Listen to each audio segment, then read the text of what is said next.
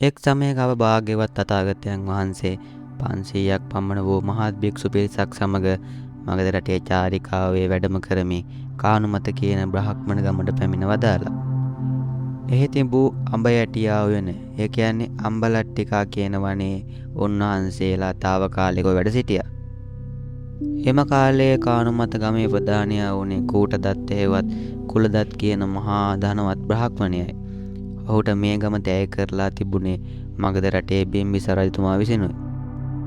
දිනක් මේ කූටදත්ත බමුණා සතුන් දහස් ගණනක් බිලදීලා මහා යාගයක් කරන්න ලොකු සූදානමක් කරමින් හිටියා.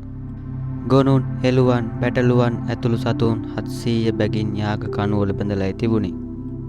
ඔය අතරේ කානුමත ගමේ වැසියන්ට ආරංචි වුණා ශාක්‍ය පුත්‍ර වූ ගෞතම තථාගතයන් වහන්සේ තමන්ගේ ගමට වැඩම කරලා ඉන්නවා කියලා.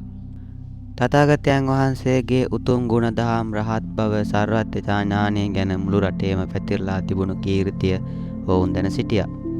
උන්වහන්සේ වගේ උතුම් රහතන් වහන්සේ නමක් දකින්න ලැබීමත් ලොකු වාසනාවක් කියලා හිතපු ගම්වැසියන් රොද බඳිමින් අඹ යටි ඕවන දෙසට යන්න පටන් ගත්තා. තම මාලිගාවේ උඩුමහලේ සිටි කූටදත්ත බමුණා මේ සෙනඟ ගලාගෙන යනවා දැකලා තමන්ගේ සේවකයෙකුගෙන් විමසුවා. "පින්වත් සේවකය, මේ මිනිස්සු රොක් වෙලා එක පොදියට අඹ යටි ඕන පැත්තට යන්නේ මොකද?" "ස්වාමීනි, අසන්න ලැබීමත් වාසනාවක් වූ ලොව සියල්ල දත් දෙවිමිනිසුන්ට ශාස්ත්‍ර වූ ගෞතම තථාගතයන් වහන්සේ අඹ යටි ඕනේ වැඩවසනවා. මේ සෙනඟ යන්නේ උන්වහන්සේව දකින්නයි." ඒ වෙලාවේ කූටදත්ත බමුණාට මෙහෙම හිතුණා. ශ්‍රමණ ගෞතමයන් වහන්සේ යාග වර්ග සහ ඒවාට අවශ්‍ය අඩුම කුඩුකම්, ඒ කියන්නේ පිරිකර ගැන මැනවින් දන්නවා කියලා මට ආරංචි. මම මේ කරන්න යන මහා යාගය සාර්ථක කරගන්න උන්වහන්සේ හමු වෙලා උපදෙස් ගත්තොත් නරකද? ඔහු වහාම ගම්මැසියන්ට පණිවිඩයක් යවා තමන්ද පැමිණෙන තෙක් පොඩ්ඩක් ඉවසන ලෙස දන්වා සිටියා. නමුත් යාගයට පැමිණ සිටි අනෙකුත් බමුණන් කූටදත්තට තහංචි දැම්මා. "පින්වත් කූටදත්ත, ඔබ වැනි උසස් කුලවත් මහා පණ්ඩිත රූමත් ධනවත් කෙනෙක් ශ්‍රමණ ගෞතමයන් හමු වෙන්න යාම නොගැලපේ. ඔබගේ තත්වයට අනුව ගෞතමයන් වහන්සේ ඔබ බලන්න මෙහෙට එන්න ඕනේ." එවිට කූටදත්ත බමුණා තථාගතයන් වහන්සේගේ අපරිමිත ගුණාංග එකින් එක පැහැදිලි කරමින් ඔවුන්ට මෙසේ පිළිතුරු දුන්නා. "නිශ්ශබ්ද වන්න. ගෞතමයන් වහන්සේ රජසැප අසීමිත ධනය අතහැරලා තරුණ වයසේම මහණ වුණු උතුමෙක්. උන්වහන්සේ සිල්වත්, මහා ප්‍රඥාවන්තයි. බිම්බිසාර රජතුමා රජවරු පවා උන්වහන්සේව සරණ ගොස් තිබෙනවා. අපේ ගමට වැඩම කළ ඒ උතුම් අමුත්තා බලන්න යාම අපේ යුතුයකමක්." අවසානයේ කූටදත්ත බමුණා මහා බ්‍රාහ්මණ පිරිසත් සමග තථාගතයන් වහන්සේ වැඩ සිටි අඹ යටි වනට ගියා. උන්වහන්සේට ආචාර කර එකත් පසෙක වාඩි වී තමන් ආකාරණේ මෙසේ සැලකර සිටියා. "බවත් ගෞතමයන් වහන්සේ, ඔබ වහන්සේ යාග සම්පත් සහ ඒවායේ පිරිකර ගැන දන්නා බව මට ආරංචි. මටත් මහා යාගයක් කරන්න අවශ්‍යයි. කරුණාකර මට ඒ ගැන දේශනා කරන්න." "බමුණ, එසේනම් හොඳින් අහන්න. පෙර කාලයේ මහා විජිත කියලා මහා ධනවත් රජ කෙනෙක් සිටියා.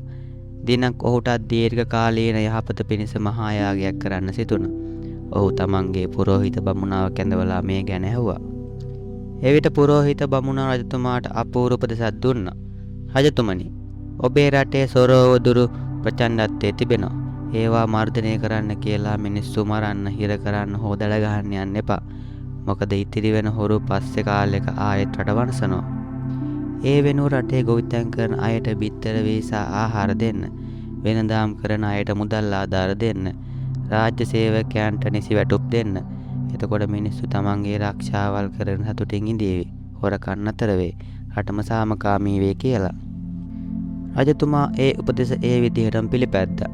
රටවැසියන් බියසක නැතිව ගෙවල් දොරවල් පවා ඇරලා තබාගෙන සතුටින් ජීවත් වුණා. රට සරුසාර වුණාට පස්සේ රජතුමා යාගය පටන් ගත්තා. "බමුණ අහන්න. ඒ යාගයේදී එකම එක සතෙක්වත් මැරුවේ නැහැ. ගස් කැපුවේ නැහැ. සේවකයන්ට තැළුවේ පෙළුවේ නැහැ. කැමැත්තෙන් උදව් කරපු අය විතරයි ඒ සේවය කළේ. ගිතෙල්, තලතෙල්, වෙඬරු, මීපැණි, සකුරු වැනි පූජා ද්‍රව්‍ය වලින් විතරයි ඒ යාගය නිම කළේ. රටේ නායකයෝ, ඇමතිවරු, ධනවත් අය තමන්ගේ ධනයත් අරගෙන රජුගේ යාගයට උදව් කරන්න ආවා." මේ කතාව අහගෙන සිටි කූටදත්ත බමුණා පුදුමයට පත් වුණා. ඔහු මෙහෙම ඇහුවා. බවත් ගෞතමයන් වහන්ස. එතකොට ඒ මහා යාගයට වඩා අඩු වෙහෙසකින් හැබැයි ඊට වඩා මහා පින් ලැබෙන වෙනත් යාග තිබේද? එවිට තථාගතයන් වහන්සේ පැවසුවා ඔව් බමුණ තිබෙනවා.